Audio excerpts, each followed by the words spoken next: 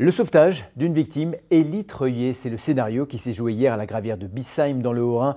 Un exercice impressionnant mené main dans la main par la brigade fluviale de Gamsheim et la section aérienne de Mayenheim. Tom Himmler et Marlène Bissheim. L'exercice est répété annuellement en Alsace. On va vous laisser vous décrocher, partir avec la sangle et on va se représenter. Vous allez vous clipper au crochet, on va vous extraire, on va vous redéposer sur le ponton. Une collaboration cruciale pour les sections fluviales et aériennes de la gendarmerie qui doivent apprendre à collaborer.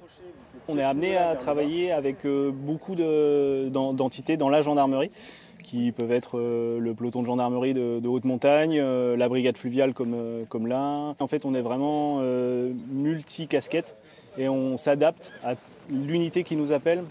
L'exercice est technique et comporte de nombreux défis. Même si les élytroyages de plongeurs sont bien plus rares dans la région que sur la façade maritime, les équipes doivent pouvoir répondre présentes en toutes circonstances. Si jamais il y avait une grosse catastrophe naturelle, qu'on soit prêt au cas où à récupérer des gens, par exemple sur les toits des maisons ou sur un endroit où ils se sont protégés de l'eau qui est en train de monter. Voilà, c'est essentiellement pour ça, pour pouvoir les récupérer à un endroit qui est inaccessible par les secours.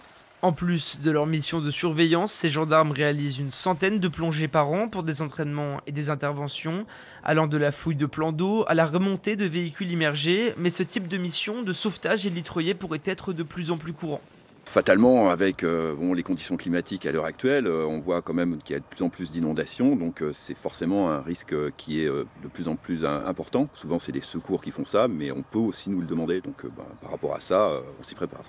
Chaque année, en Alsace, la brigade aérienne de Mayenheim réalise une centaine d'élytroyages. Selon les services de l'environnement régional, 4% du territoire se trouve en zone inondable, notamment le long de la plaine du Rhin.